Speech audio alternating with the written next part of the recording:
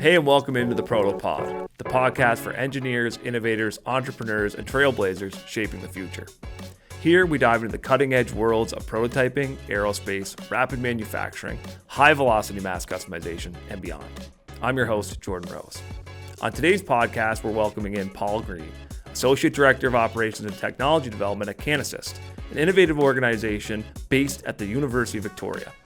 CanAssist is dedicated to developing customized technologies and services that enhance independence and inclusion for individuals with physical and cognitive challenges. We're excited to dive into the impactful work Paul and his team have been doing and explore how CanAssist is transforming lives through innovation and accessibility. Hey, Paul, welcome into the show. Really excited to have you on today. Looking through your bio, I think the story of CanAssist is incredibly inspiring, and what you guys are doing for folks is really, really cool. I'd like to start out just by asking you to describe how CanAssist came to be for our audience, so they know how amazing it is as well. Fabulous, thanks, Jordan. Yeah, real pleasure to be on this call with you for the podcast. So CanAssist has its roots in a former organization that started at the side of a professor's desk back in the late 90s. And initially it was called UVAT, so not even CanAssist. It was the University of Victoria Assistive Technology team. And that was a smaller group, a lot of co-op students at the time. There was even volunteers. And it was inspired by Dr. Nigel Livingston's interest in solving practical challenges that his daughter faced, who had multiple barriers due to a disability. And so he was a forest biology professor and recruited some of his students and collaborators and research partners to begin assistive technology development at UVic. Cool. So can you describe in a little more detail what you mean by that? Assistive technology. Sure. What is that? What does CanAssist do? Yeah, absolutely. Well, CanAssist as a whole has a number of different program areas, and specifically the area that I'm involved with is assistive technology. So maybe I'll just give you a little bit of a wider view of the organization. Absolutely. As a whole. So although its roots and where we really started was assistive technology, and so what assistive technology is any device or technology or solution that can essentially fit between someone and a goal. And that could be as broad as something that gets someone back into a passion after an injury, or an individual who has who would use a computer in their workplace and they need a particular type of adaptation to make it work for them.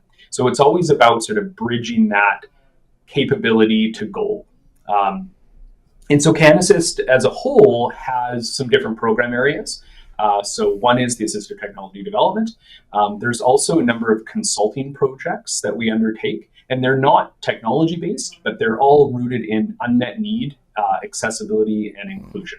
And that's including projects where we are looking at supporting early childhood educators and creating more inclusive programming in their childcare centers, to initiatives that are growing the supports for young people to maintain and gain employment in British Columbia. And all of these are tied together, as I say, by that unmet need. Yeah, it's a great description. I mean, something that stuck out to me in that was unmet need. And I'm trying to picture, the variety of those needs. I can only imagine. Again, there's lots of really cool videos of some of those on your YouTube page. Can you describe for me, I guess, who your customers are? Whose needs are you meeting? For sure, yeah. So specifically with the assistive technology program, we have a few different sort of lines of business, quote unquote, although these are not commercialized offerings. So what we do is we have a wide sort of funnel, a broad open application form where anyone can submit a request. And that could be a request for a device they've already seen on their website that we've created maybe one of them before, or maybe hundreds of them before. Or it could be an entirely new solution. And we're not looking for individuals to describe what that solution is, but to tell us about their goals and what barriers they face, or an individual they're supporting face.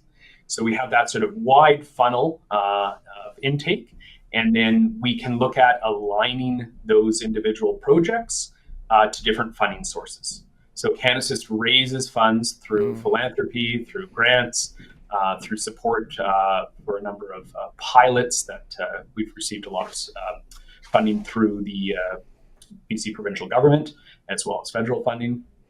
And so we would never charge an individual for those devices or services. We also have, so that's called community requests, essentially. Yep. Anything goes. You submit the application in. If we can undertake the work with a funding source, of course, capabilities need to align with what it would take to build that solution. And, assessing risk as well is a huge factor for us. The other services that we have, one of them is a very specific fee-for-service model. Right now, our main client in that line of business is WorkSafe BC. So if there is an injured worker and they're working with their therapists, with their vocational rehabilitation consultant, with their employer, with the goal to return to work, we can create a custom technology or a modification to a tool they use in the workplace to help them get back to work. And often what we're seen as is that sort of last piece, right? All the other solutions and modifications to workplace duties are in place, but there's that sort of final piece to go from a 75% solution to a 100% solution. And that's the type of work that CanAssist can take on. The third, call it category of assistive technologies that we develop, are more related to the work that we've done with larger grants, where we're supporting a goal or a theme or an outcome that a major, say, government institution or health authority, or in some cases the federal government, wants to advance in. So that's led to a few amazing projects. One of them that we're currently working on right now is also workplace technologies. But unlike the WorkSafe BC example, it's for any worker in British Columbia who works in the private sector and could benefit from assistive technology, not specifically as a result of an injury, but for any barrier they face due to a disability. Okay, that's a really great overview. I think that it's really interesting how it seems as though you guys kind of take away the barriers and the headaches that somebody might have, raising funds, finding out what programs they can be helped by, and then create the solution for them. So you're really an all-in-one, taking care of their problem, getting to that goal, which I think is beautiful.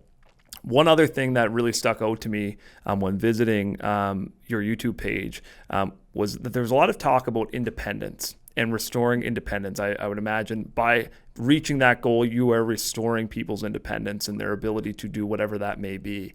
Do you want to talk to me about why restoring independence is important to CanAssist as an organization? Yeah, absolutely. Yeah, no, independence is a key theme throughout a lot of the work that we do. And in addition to independence being restored, it may also be a new found level of independence. And we also like to think about going past being independent and into contribution as well.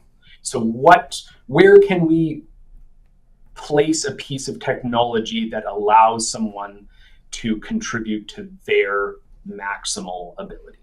And if you think of anyone, we use tools all the time to contribute, whether it's recording in a podcast or computing equipment or manufacturing equipment. This is yet another sort of category of tool. And its focus is, looking at this sort of highly individualized situations where you put that implementation in, you put that tool in, that piece of assistive technology, and now someone is able to contribute and be independent. And that's so important for an individual at an individual level, that person who's benefiting directly, and those around them, whether that's in education, through their teachers and educators, care providers who may be stressed and overburdened. There's these sort of layers of effect that can be realized with assistive technology. And then zooming out a little further at a societal level, more individuals in the workplace who are contributing. We know that there's labor shortage challenges and employee retention and all these opportunities where people with diverse abilities can truly contribute. Yeah, it's such a meaningful and powerful impact that you and your team have on a number of individuals and then society, as you said. I'm curious to know what the culture is like there. That's a theme we talk a lot about on the show, and it's something that's really important to us at ProtoCase, is our culture and how people work together to accomplish our goals. It sounds like where you guys are making such an impact on people's lives that you must have a fairly strong culture internally to make that happen. Can you give us a peek behind the curtain as to what the culture is like at CanAssist? Absolutely. Yeah, it's really a team effort, and there's just so much collaboration, even across our different sort of department areas, right, between assistive technology and the employment support programs, and the team that's working in early childhood education. And that creates a really fantastic collaborative environment. We have such a range in backgrounds and skill sets. It's not entirely focused on the manufacturing design side, but we have colleagues who are working in different levels of expertise in education, in employment supports. And so we see all these synergies, and that really can augment what we can do for an individual. So we can tap into, as I say, our different departments and get feedback on our design. So there's a lot of collaboration, and that extends past CanAssist and into the university as a whole. So if we think of ourselves as, yes, we're a unit at UVic, we're a grant-funded entity, but by virtue of us being on campus, that extends into the culture of a huge amount of co-op students and other experiential learning opportunities. And that's really exciting, where we see the growth of someone in their professional career, and how even just the exposure to this industry and the hands-on skills that they're going to get really has an impact, both from a sort of technical perspective in their growth, but also the exposure to sort of this greater societal benefit that they can work towards at CanAssist. And that also links us with researchers and faculty. So there's this collaboration outside of our walls, essentially. And that's a real key piece of our culture is partnership and collaboration. We want to come alongside someone and where can we apply our skill sets, our tools, our equipment, our physical resources to help them achieve a goal. Yeah, I think that you raised a great point about the co-ops. That's something that we also do, is we hire a number of co-op students, and we like to provide them with an environment for which they can learn how to interact with others. But obviously, I think that environment at CanAssist would definitely be an incredible opportunity for somebody to both flex their technical muscles or their whatever they're learning in their schooling. And also and have a really big impact as well. Something else that piqued my interest in there was you talked about synergies, and you have multiple disciplines, multiple different applications of the work that is done there. Can you talk to me about how kind of everything fits together? You've got this big multidisciplinary team. You're doing lots of different things on lots of different types of projects, from one-off custom type work that is purpose-built to fit an individual's need, all the way up to, something that is a little bit bigger. It's more broadly available to folks in the labor force. How do you put all those pieces together? It sounds like it could be quite the challenge. Yeah, for sure. And it can be, because we want to be able to take on such a range of work where there is an opportunity for us to have an impact, where there's an opportunity for us to acquire a funding source to make that happen. But we still have to be focused. We can't, be spread across all sectors. Everything we make is not going to go down the same path from an initial prototype into, a proof of concept and a small production run and then into commercialization. That may be the path for some of the technologies, but certainly not everyone. But one thing that does allow us to focus is we are completely project-based. So we don't start working on, an amazing idea that I cook up or that the team thinks about. We start a project when we can align a need that we have learned about within community with a funding source. And so over time, we have been able to acquire different funding sources, whether that's through philanthropy or, as I say, through grants or support from the provincial government. And so each time that we undertake a project, we must align it with one of those funding opportunities. So that model does constrain, but it also lets us focus on doing the work that we know is connected to an individual or to a group that we're going to be supporting. Yeah, it helps us select the projects to take on. So obviously, a number of different projects that you guys work on. We talked about, the multidisciplinary team and how they come together. I'm curious as to what projects you might be, more proud of. There's obviously a lot, but is there any that stick out in your mind as like, hey, like, you know what, we really helped a person, we really helped a group of individuals, and I'm really proud of that one? Oh, the toughest question. Choosing a favorite of anything. There's a lot of factors. I mean, first of all, there's so many great examples. So I know I will be selecting from a long list of great examples. Maybe I'll go with a couple, if that's okay. One that represents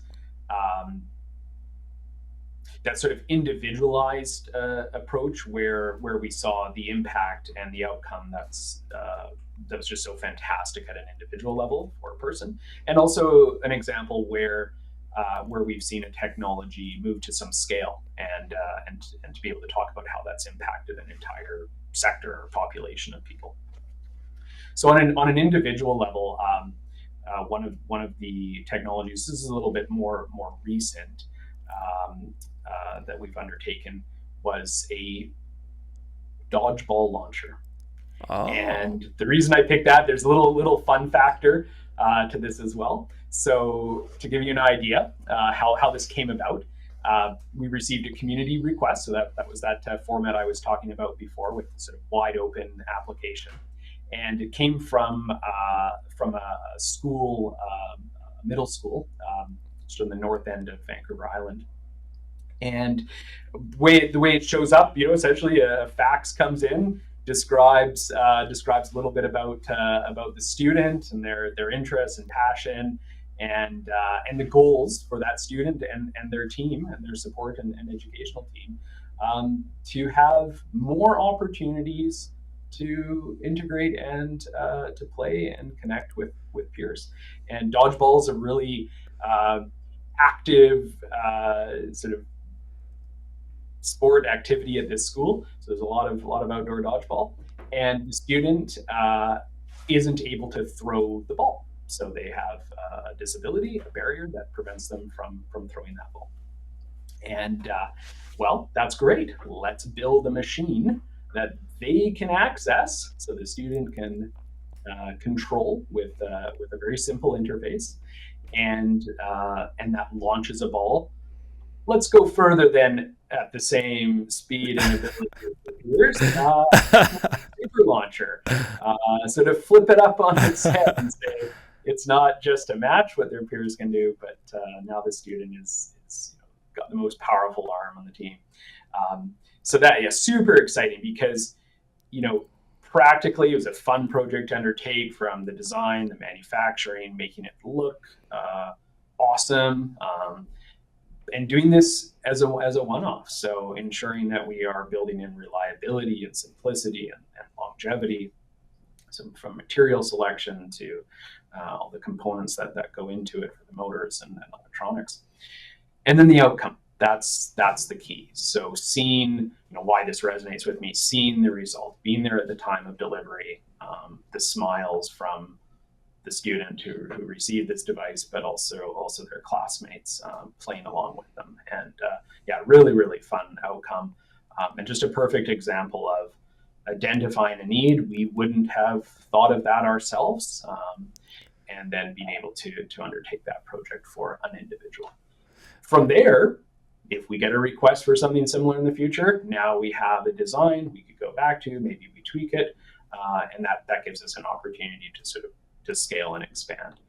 Yeah, I think that's an incredible example. It really illustrates, one, obviously the variety in your work, but how such a simple thing that is really fun.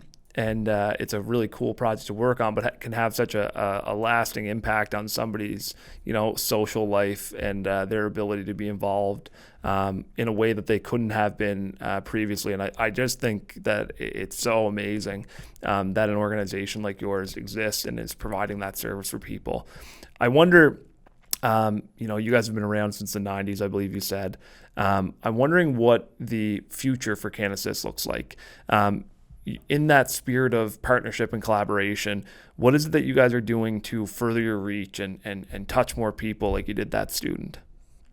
For sure. So we're definitely looking for opportunities to diversify our funding. So that's a big piece of our future. We know there's a climate out there that is challenging for many organizations, for many businesses, so CanAssist included.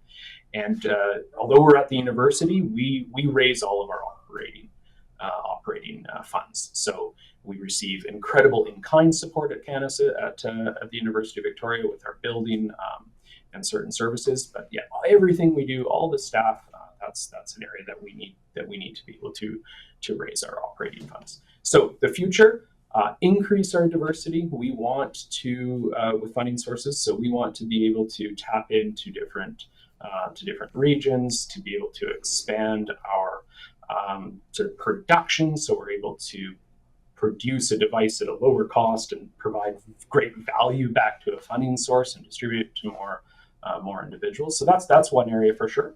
And I touched a little bit on that fee for service as well with WorkSafe BC. That's another area that we know there's unmet need. Speaking of that again, in British Columbia and in other provinces in Canada, there's a compelling reason to provide solutions to support employees in the workplace.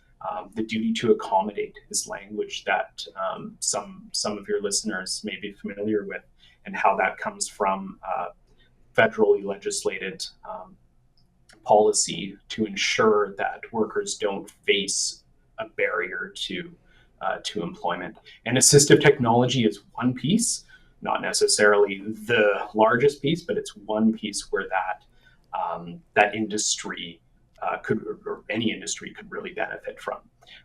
And so that's definitely an opportunity for the future. We're also going to continue to do a lot of what we already do. So not just change, but keep that momentum going with these one-off technologies and supporting individuals at a local level. There's so much opportunity around the expansion, in particular in workplace technologies and education-based technologies. Yeah, I'm really excited to see where you guys go. I think that that paints a really good picture of what the future looks like. So you both, continue to have an impact and grow that impact. Paul, if folks listening are looking to learn more about CanAssist, where do they find you guys? Well, I think checking out our website is a great place to start. So it's canassist.ca. And just jump in. There's different parts of the website are going to describe our different programming areas, but also give a lot of examples of technologies that we've completed in the past, and of course our contact information.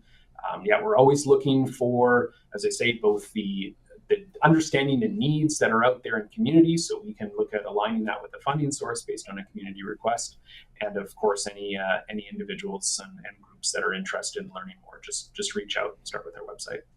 Awesome.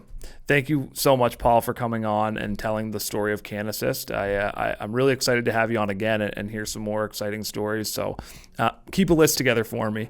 Awesome. Yeah. We'll keep that list going. Yeah, sure. Absolutely. And keep on keeping on and doing what you guys are doing. I think it's really incredible. And appreciate you so much for coming on. Thanks so much. Thanks for having me, Jordan. Yeah. Thanks, really Paul. Happy to be able to share a little bit more about our organization with your listeners. Absolutely. Thank you very much, and have a good day. Bye-bye. Thanks, Jordan. Bye-bye.